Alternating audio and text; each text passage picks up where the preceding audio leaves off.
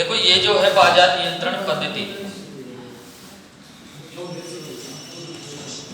पूरी तरीके से सुनेंगे बेहतर एकदम, क्योंकि मैं इस चीज को बाद में लिखाऊंगा, पहले सिर्फ इसकी मुख्य विषय वस्तु को सुन लेना है। क्लियर है? जैसा कि आप देख रहे होंगे दिल्ली सल्तनत के हम प्रशासन की कुछ महत्वपूर्ण इकाइयों के बारे में पढ़ने वाले हैं, यानी कि ऐसे पॉइंट्स जहां से क्वेश्चन ज्यादातर पूछे जाने की संभावना है। ठीक है, तो मैं पहले इसमें बात करना चाहता हूं, जैसे कि ये है आपका बाजार नियंत्रण पद्धति। ये क्या थी, क्या इसकी भूमिका रही, क्योंकि मैं एसआई लेवल तक भी, एसआई से ऊपर वाले भी एग्जाम यानी कि टीटीटी पीजीटी भी आप दे रहे होंगे, तभी आराम से क्लियर कर सकते हैं इस कॉन्सेप्ट को पूरे। बाजार नियंत्रण पद्धति पहले तो ये याद रखनी है दिल्ली सल्तनत से संबंधित थी, मोस्टली पहले तो ये क्लियर होना चाहिए, क्योंकि आप जानते होंगे इसका संबंध केवल दिल्ली सल्तनत से ही है, यानी कि इसकी शुरुआत जो हुई है दिल्ली सल्तनत से, इसकी शुरुआत हुई है बाजार नियंत्रण पद्धति। दूसरा हमें यह मालूम होना चाहिए कि बाजार नियंत्रण पद्धति की शुरुआत किस शासक ने की थी, तो अलाउद्दीन खिलजी के द्वारा इसकी शुरुआत की गई थी। बहुत ध्यान से सुनना, अभी केवल सुनना है, लिखाऊंगा मैं इसे एक साथ। ठीक है, तो इसकी शुरुआत अलाउद्दीन खिलजी के द्वारा की गई थी, जो कि खिलजी वंश के एक शासक थे, है ना। और खिलजी वंश के भी ऐसे शासक थे अलाउद्दीन खिलजी, बहुत ध्यान से सुनना, जो खिलजी वंश में सबसे जिन्होंने लंबी अवधि तक कार्य किया। ये एक महत्वपूर्ण क्वेश्चन भी है अलाउद्दीन खिलजी के विषय में, जो हमें याद होना चाहिए। क्लियर? बाजार नियंत्रण पद्धति ये प्रशासनिक सिस्टम व्यवस्था को नियंत्रित बनाने के लिए एक पद्धति चलाई थी अलाउद्दीन खिलजी ने। क्लियर? क्यों चलाई थी, इसका कारण क्या था, तो पहले तो एक फैक्ट ही जान ले जो एग्जाम में सीधा पूछा जाना, क्या कि दिल्ली सल्तनत का वह एकमात्र सुल्तान कौन सा है जिसने सबसे बड़ी और स्थायी सेना रखी थी? अलाउद्दीन खिलजी। यानी कि इस कंसेप्ट को समझने से पहले हमें वो प्रश्न भी क्लियर होना चाहिए, तब आपको और भी ज्यादा क्लियरिफाई होगा ये वाला कंसेप्ट। यानी कि दिल्ली सल्तनत में जितने भी शासक रहे, अब शासक तो बहुत सारे रहे हैं, कुतुबुद्दीन ऐबक हैं, इल्तुतमिश हैं, और भी रजिया सुल्तान वगैरह बहुत सारे आगे तक रहे, हमने पढ़े पूरे दिल्ली सल्तनत में। एकमात्र ऐसे शासक जिन्होंने सबसे बड़ी और स्थायी सेना रखी, तो उनका नाम था अलाउद्दीन खिलजी। ये मान के चलिए लगभग 4,75,000 का घुड़सवार सैनिक थे उनके पास, अन्य सैनिक भी इसके अलावा। तो आप इससे अंदाजा लगा सकते हैं कि उस समय बड़ी सेना थी उनके पास।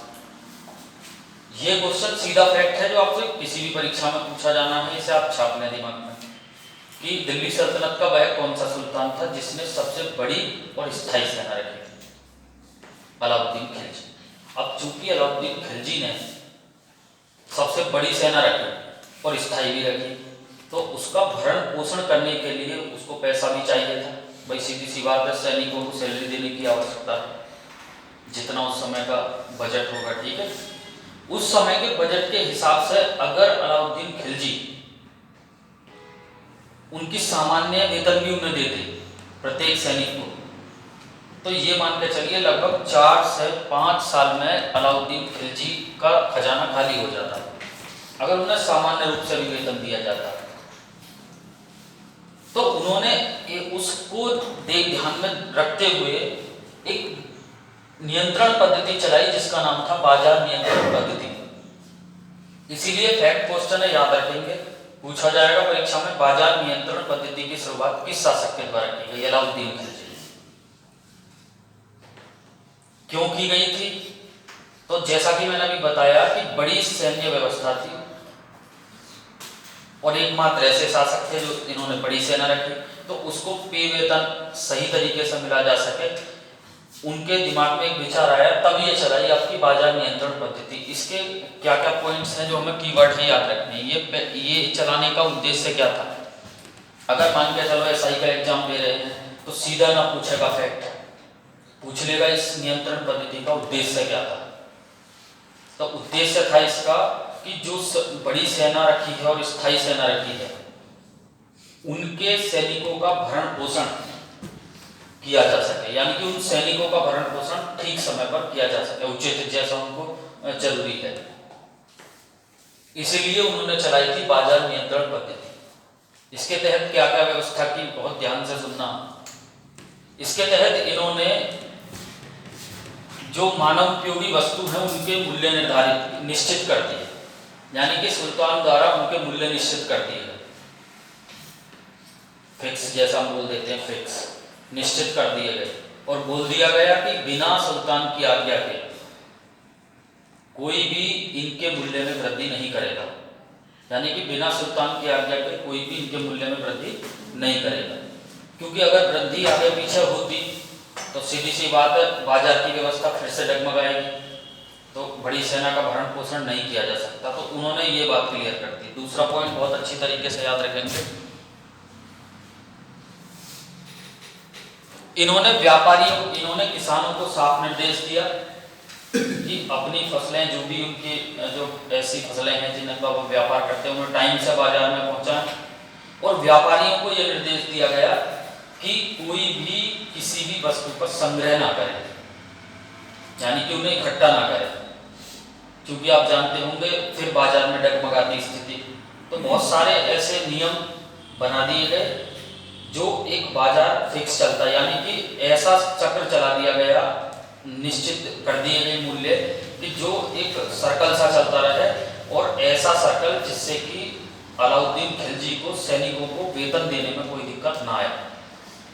ये कड़े निर्देश दे दिए गए, यानी कि इस तरीके से इसके आउटपुट हैं जो इनके निकल कर आए सामने बाजार नियंत्रण पद्धति के मुख्य उद्देश्य। जैसा कि फिर ये निकल कर आए तो क्या था, इससे एक चक्र सा चल गया और उन्होंने बड़ी और स्थायी सेना जो रखी थी उसका भरण पोषण भी किया, यानी कि ये मान के चलिए कि वो हद तक इस मामले में कामयाब भी रहे अलाउद्दीन खिलजी। क्लियर? ये जो बाजार नियंत्रण पद्धति थी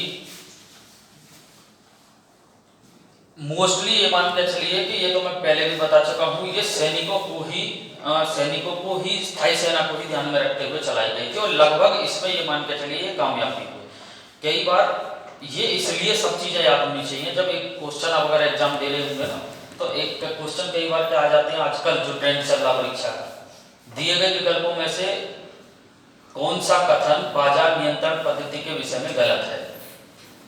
आपके सामने 4-5 पॉइंट दिए गए होंगे, उनमें से एक कथन गलत होगा, मोस्टली ज्यादातर सही होंगे। तो उसे चेक करने के लिए पूरा कंसेप्ट क्लियर होना चाहिए। वहां दे दिया जाएगा इस प्रणाली की शुरुआत अलाउद्दीन खिलजी के द्वारा की गई। दूसरा पॉइंट दे दिया जाएगा इस प्रणाली की शुरुआत बड़ी सेना, स्थायी सेना के भरण पोषण के लिए कर दिया गया। समझ रहे हैं? इस प्रणाली के तहत बाजार में जो वस्तु थी उनके मूल्य निश्चित कर दिए गए। क्लियर? और अगला पॉइंट दे दिया जाएगा इस प्रणाली के तहत व्यापारियों को यह अधिकार दे दिए गए कि वो कभी भी मूल्य में वृद्धि कर सकते थे। तो ये अपने आप क्लियर हो जाएगा कि व्यापारियों को ऐसे निर्देश नहीं दिए गए थे। तो ऐसे क्वेश्चन को करने के लिए हमें ये चीज क्लियर होनी चाहिए। क्लियर? और तो बाजार नियंत्रण पद्धति को चलाने में ये कहीं ना कहीं कामयाबी हुई। एक फैक्ट क्वेश्चन है जो कि जुड़ा हुआ इसी से है, हम याद रखेंगे। दिल्ली सल्तनत के एकमात्र सुल्तान थे, एकमात्र ये स्थायी सेना रखने में भी है, बहुत ध्यान से सुनना, पूरे दिल्ली सल्तनत के शासकों में एकमात्र सुल्तान ही ऐसे भी हैं जिन्होंने सबसे बड़ी स्थायी सेना रखी, और दिल्ली सल्तनत के एकमात्र सुल्तान हैं जिन्होंने कृषि उपज पर 50% टैक्स भी लगाया। यह फैक्ट है, पूछा जाएगा सीधा एग्जाम में, यानी कि सीधा पूछा जाएगा दिल्ली सल्तनत के वह सुल्तान कौन थे जिन्होंने कृषि उपज पर 50% टैक्स लगाया। अलाउद्दीन खिलजी। ये भी कहीं ना कहीं अगर आप देखें ना, ये भी मेरे अगर अनुसार देखें तो ये कहीं ना कहीं वही है, स्थायी सेना के भरण पोषण से ही संबंधित टैक्स लगाया गया इतना, ताकि उनके पास पैसा रहे। ठीक है? तो इस फैक्ट क्वेश्चन को भी आपको याद रखना, कई बार पूछ लेगा कि दिल्ली सल्तनत का वह कौन सा सुल्तान था जिसने कृषि उपज पर 50% टैक्स लगाया, तो अलाउद्दीन खिलजी। क्लियर? बहुत अच्छी तरीके से याद रखना, कई बार पूछ लिया जाएगा। अब जो मैं क्वेश्चन बताने वाला हूं वो सब विशेष रूप से भी सुनेंगे। जैसे कि अब चूंकि हम बाजार नियंत्रण पद्धति के बारे में बात कर रहे हैं, बाजार नियंत्रण पद्धति के बारे में हम बात कर रहे हैं, वहां पूछा जाएगा एग्जाम में, ये आपकी सिपाही भर्ती में भी पूछा जा सकता है कि बाजार नियंत्रण पद्धति का विवरण हमें कहाँ देखने को मिलता है? तो मैं पहले भी आपको लास्ट लेक्चर में बताया था कि जियाउद्दीन बर्नी की तारीख फिरोज शाही, इसे आप दिमाग में बैठा लें। यानी कि जियाउद्दीन बर्नी की एक पुस्तक है जिसका नाम है तारीख फिरोज शाही, उसमें बाजार नियंत्रण पद्धति का विवरण देखने को मिलता है। यानी कि फैक्ट क्वेश्चन है, सीधा पूछ लिया जाएगा परीक्षा में। चूंकि हम पढ़ रहे बाजार नियंत्रण पद्धति हैं, तो एग्जाम में ये भी पूछ सकता है कि बाजार नियंत्रण जो पद्धति है इसका विवरण हमें किस पुस्तक में देखने को मिलता है। वहां आपको कई सारी पुस्तक दे रखी होंगी, तो याद रखना जियाउद्दीन बर्नी की तारीख फिरोज शाही, कई बार पूछा जा सकता है, अच्छी तरीके से याद रखना। साथ के साथ चूंकि अलाउद्दीन खिलजी की हम इस व्यवस्था पर बात भी कर रहे हैं, तो ये अंत में आप याद रखेंगे कि इस व्यवस्था को लागू किया और इसमें कामयाब भी रहे। कई बार ये भी क्वेश्चन बन सकते हैं कि यानी कि कामयाब रहे या नहीं रहे लास्ट में, तो पूरे कंसेप्ट को क्लियर रखें। साथ के साथ चूंकि हम अलाउद्दीन खिलजी के इस तथ्य की बात कर रहे हैं, तो इसे याद रखना है, अलाउद्दीन खिलजी खिलजी वंश के एकमात्र ऐसे शासक भी थे जिन्होंने उस समय खिलजी वंश में सबसे लंबी अवधि तक कार्य किया। ये भी हमें याद रखना चाहिए। मैं खिलजी वंश की बात कर रहा हूँ, पूरे दिल्ली सल्तनत की नहीं, केवल खिलजी वंश की। तो खिलजी वंश के ऐसे शासक जिन्होंने सबसे लंबी अवधि तक कार्य किया, अलाउद्दीन खिलजी। क्लियर? ठीक है, तो अब लिखिए किस तरीके से इन्हें लिखना।